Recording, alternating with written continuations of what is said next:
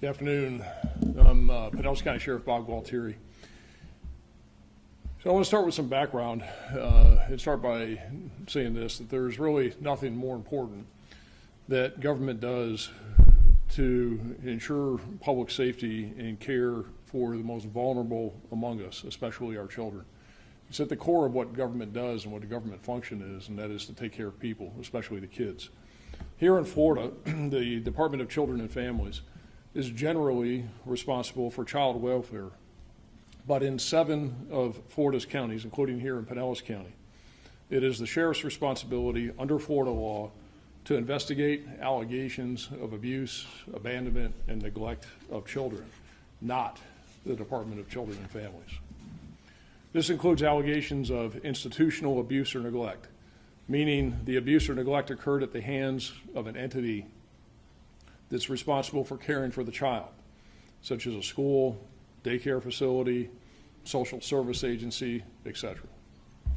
The Pinellas County Sheriff's Office has had the statutory responsibility for conducting child welfare investigations here in Pinellas County since 1999, and we respond to about 10,000 allegations a year of child mistreatment or maltreatment. We have about 140 employees in our Child Protection Investigation Division. When we substantiate findings of abuse, abandonment, or neglect, we have to decide whether to leave that child in the home or facility with appropriate services under a safety plan, or to remove the child from his or her parent or caregiver. In either case, leaving the child in place with services or removing the child from the home, the provision of services and the placement after removal becomes the responsibility of the community-based care provider lead agency, or what is referred to as the CBC. The Florida Department of Children and Families has contracted the CBC lead agency here in Pinellas County to be Eckerd Connects Community Alternatives. In sum, we do the investigation, and when there is abuse or neglect, we turn the case over to Eckerd to provide services, and it is Eckerd's responsibility to case manage the child and family, and if necessary, place the child in foster care. Eckerd services have been substandard and in many cases ineffective, and that has caused a backlash on our child protection investigative efforts. This is something that we have been trying to work through with Eckerd and the Department of Children and Families for some time. But about a week ago, more egregious actions by Eckerd came to our attention. Eckerd's offices are located at 8550 Ulmerton Road, which is in the city of Largo. It's just to the east of here at the intersection of Starkey and Ulmerton Road. We learned that Eckerd has been having children who were removed from their homes because of abuse or neglect, and who should have been placed in the care of a family member or foster care live in Eckerd's administrative offices. Apparently, from the best information we have right now, Eckerd has about 60 to 70 children who are in what's called a night-to-night status, where they don't have housing for them, so they move them to a different place to sleep every night. Some of the kids Eckerd cannot place at all, even in some of these night-to-night locations, are housed at their administrative offices, and the best information we have is on average they're housing about 6 kids a night in those offices. The children sleep on cots, or some cases they sleep under the desks. They sleep in dirty clothes, they don't have toiletries or towels, and they don't have access to hot meals while they're sleeping in those administrative offices. The Largo Police Department has responded about 30 times to Eckerd's offices over the last month, at all hours of the day and night, because the children sleeping and living are disruptive, causing problems with the staff, and running away from the offices. The conditions in which these children have been living at Eckerd's offices, frankly, is disgusting and deplorable. The conditions are as bad or worse than the living conditions from which the children were removed when we investigated the conditions at the children's homes. Children have received physical injuries while living at Eckerd offices. One child took unprescribed medication, and another child overdosed on unsecured drugs and had to be transported to the hospital by EMS. More specifically, last Thursday, 3 teens living at the Eckerd office, unbeknown to the staff member, left the office, and this was in the nighttime hours, and went to the rear of the building and climbed on a ladder to get to the roof. One child fell and lacerated his stomach on a piece of metal sticking out of the ladder. The children flagged down a police officer who was in the area, and the injured child had to be transported to the hospital by ambulance. Last Friday, children who Eckerd had living at their offices had their medication being stored unsecured in a conference room. One of the kids living there got access to the medication that was not his, and another overdosed on his own medication because it was unsecure, and he too had to be transported to the hospital by ambulance. These night-to-night placements have also led to Eckerd placing children in unlicensed facilities for the night. In one situation, a child was being transported by an employee of one of these unlicensed facilities, and the kid was in a car, and there was an unsecured gun in the car that the kid got access to. In another situation, one of the employees of these unlicensed facilities has pending current charges for conspiracy to distribute hydrocodone and racketeering. So yeah, they put a drug trafficker in charge of vulnerable kids. Based upon all of what we have recently uncovered about the conditions at Eckerd's administrative offices and their treatment of children and their care, I believe the situation created by Eckerd constitutes child abuse and neglect, and as such, the Pinellas County Sheriff's Office is commencing a criminal investigation of Eckerd Connects Community Alternatives and its senior management. A corporate entity can be charged with a crime, and Eckerd as an entity and senior management individually are the subjects of our investigation regarding child abuse and neglect. But the scope of this investigation may expand as we move forward in the investigative process. One of the things I want to be clear about is our investigation is not about the line workers, not about those line people who were making a few bucks an hour, who were doing what they could with the resources that they had, or in many cases did not have, as provided by their employer. So think about this situation for a minute. We have children who are sadly abused and neglected by their parents. We remove the children because the environment that they're living in is so bad that it's too dangerous to leave them in their own homes with their moms and their dads or their caregivers. We turn these kids over to the organization that receives tens of millions of dollars in state money and is supposed to be a safe place. The people who will care for them when their parents did not and ensure their safety, and that organization houses them in deplorable, dirty conditions, allows them to take drugs they should not take, injure themselves to the extent that they have to be transported to the hospital by ambulance. It exposes them to spending the night at a location run by a drug dealer under current criminal charges for racketeering. All this and more by the entity that is duty-bound to protect children and keep them safe. In announcing that we've started a criminal investigation into Eckerd for child abuse and neglect, including institutional abuse under Florida Statute 39.302, we're not going to be releasing any more specific details because this is now an ongoing criminal matter. We've assigned experienced detectives to conduct the investigation. I don't have a timetable on how long the investigation will take, but I assure the public that we will conduct the investigation thoroughly and diligently. I've been in communication over the last several days with Department of Children and Family Secretary Siobhan Harris, and we will continue to help and fully support DCF in its ongoing effort to ensure the safety of our vulnerable children here in Pinellas County while DCF transitions to a new CBC or community-based care provider. So that's the situation. Happy to answer any questions that I can that you may have. So what's happening right now with the 6 kids on average you say per night are having to stay in those offices? Is this continuing as we speak? Yeah, we're trying to do away with it. DCF is working hard. I can tell you that Secretary Harris has deployed a number of people from DCF out of Tallahassee here to Pinellas County. DCF has taken an active role. They're overseeing things, and we're working hard with them to make sure that the kids are safe. Can you talk a little bit more on who this criminal investigation target is? Is it the board? Is it the administration? Who is it? Well, really, again, it's the entity itself is who we're looking at, and an entity which includes the corporate entity of Eckerd. But again, the senior management as well. And I'm not going to name names at this point, but suffice it to say it's senior management and people who were engaged in certain acts or not engaged in certain responsibilities that they had, and again, abuse or neglect. So it'll be pretty far-reaching, the investigation, and we're going to, again, conduct it fairly, but diligently, and hold people accountable where they need to be held accountable. And I give you some of the things here because I think it's important that people know that this is bad and the extent to which this has been going on. And it really just came to light and came to our attention, the magnitude of this within the last week. And within the last, when the state terminated their contract, I think earlier in the week, I interviewed the chair of the board, and he said, he admitted that they had a lot of problems. But he also said he blamed it on money, lack of money from the state. Do you buy that? Did he ever go there and look at these deplorable conditions that I've seen?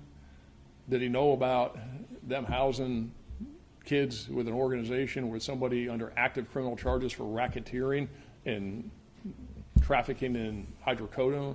Know about kids having access to guns, knowing about kids having their gut split open, knowing about kids overdosing on drugs? That isn't about money. That's about just failing. That's not about doing the right thing. Look, we have a contract with the state to conduct these investigations, to conduct child welfare investigations. We have money challenges. No doubt we have money challenges. And we got to work hard to make it work. But you don't whine about it, you fix it. And if you can't do it, you go to the state and you say, hey, look, this isn't working and here's why. You call Secretary Harris. You call people in the legislature, you do what you have to do. But you still do your job and you don't expose kids to danger while you're trying to fix it. You figure out a way to make it happen.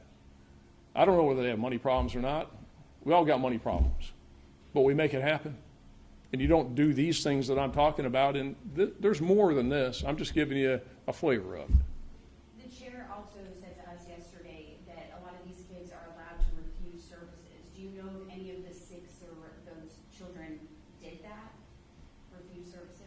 No, I mean, they're sleeping in the offices in dirty clothes with no hot meals, shower facilities that nobody should get into. They're filthy.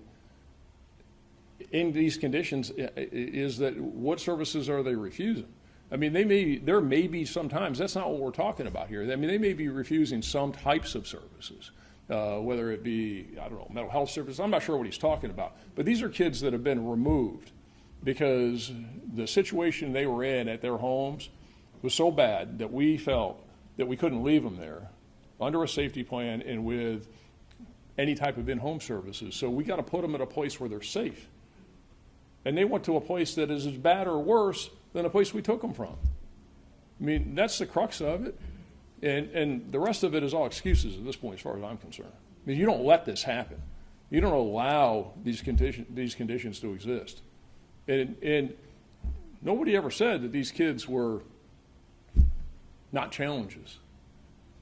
But look at what the conditions they're coming from. Look at the situation. Look at their lives. You're talking about a lot of these kids are 12, 13, 14 years old, younger, some older, but they're vulnerable, and they need help. And we, as a community, we as a society have an obligation to them, and they've been failed. Sheriff, a lot of times you don't comment on active investigations. This was just starting. Why was it important to announce that this investigation was taking place now?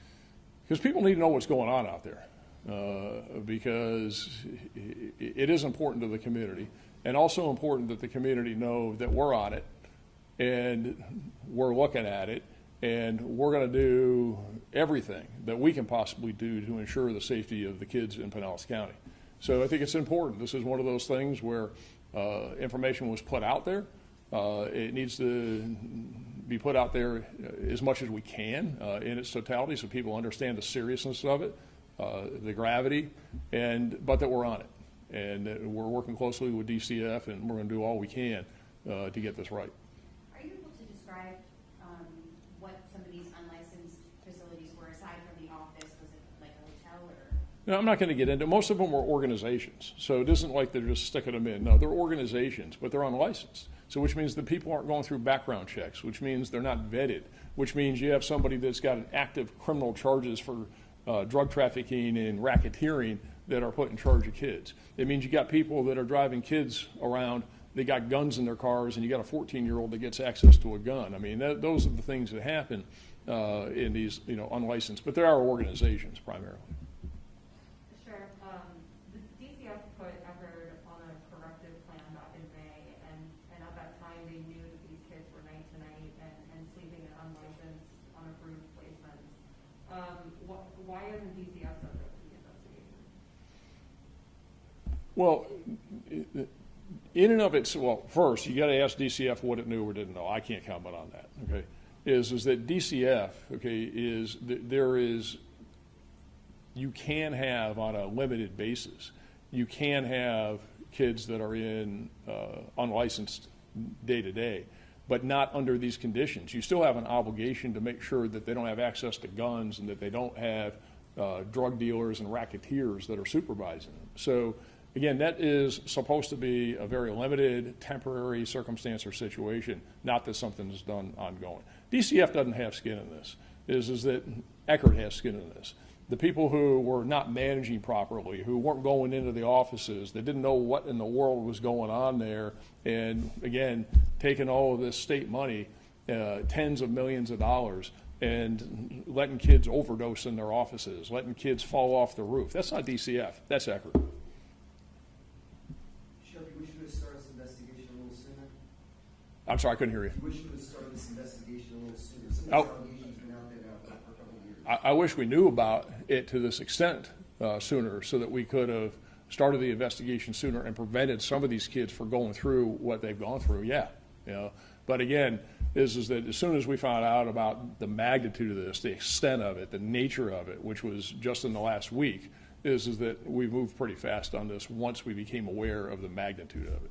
What's the avenue, maybe somebody who, like you were saying, these line workers are so super in it, trying to just do the best work they could with what they had. What's their avenue of being able to report something like this to you? Well, they can. Anybody can report. I mean, there are mechanisms through the hotline and through other ways that they can report. But, these people were employees of that organization and, probably trying to hold on to their jobs because that's all they had. Those people are in a tough situation. They're in a tough spot. I mean, they're as much, quote, victims as anybody else. So, I want to say and make clear again, since you raised it, that this is not about those line workers. This isn't about those employees. Those are people that are just trying to do their job, and they are in a very, very tough situation. That's not the focus of what we're going to look at. The people in the higher up positions, the organization itself, the ones that made these decisions, either did things or didn't do things, those are the ones that need to be held accountable. Would you want to comment on the Inspector General's report that showed that some of the executives at the top were overpaid? Is that part of this investigation? Not part of this investigation. We don't have any jurisdiction over that. That's something for the DCFIG to look at. Everybody knows what's going on with that. Of course, I'm aware of it, but that has nothing to do with us. And I know you mentioned 6 specific cases, but how many kids overall would you say you believe Eckerd could have failed or put in danger? Tons, lots. I mean, I'll be clear with this, there's an average on any given night of about 6 kids that are being housed in their offices. But those kids move around, that varies. So it's not just 6 cases. There's a number of kids that have been housed there in those, what I'll just characterize as deplorable conditions, because they are, for an ongoing basis for a long time. And so we'll figure out exactly how many victims there are. And then you've got the kids that are in this night-to-night status and the other circumstances that they've been exposed to. So I think, again, and one of the reasons why I explain this the way it is, because the magnitude of this is pretty broad. And I think the scope of it is pretty broad. And we're probably at the tip of it, and that's why we're going to conduct an investigation and see what's there. I believe there's enough to certainly commence the investigation and a criminal investigation. We'll let the facts and the evidence take us down the path. We'll see where it goes. So when we're talking about more than obviously just 6 kids, I know you mentioned 60 to 70 in this night to night, what happens to them now? I mean, right now when this investigation is going on, how do we know they're safe? Well, I mean, that's hard. I can tell you. So as an example, I'll give you an example, because how do you know they're safe is that the Department of Children and Families is here. They're making a significant effort to ensure that the kids are safe. They brought staff in. They're doing checks. We helped them yesterday. They had some questions yesterday. DCF was here. They had some questions about 93 kids, okay, that they had some questions about. They were in the 3-year-old range, about whether those kids were safe, about whether those kids had received the right services. And there were a lot of questions about that. So yesterday we took 30 detectives, and they went out and put eyes on all 93 of those kids just to verify, to make sure. So those are the kinds of things that are going on to make sure that nothing's falling through the cracks, and to do the best we can until they transition us to a new CBC that will hopefully come in and get this right.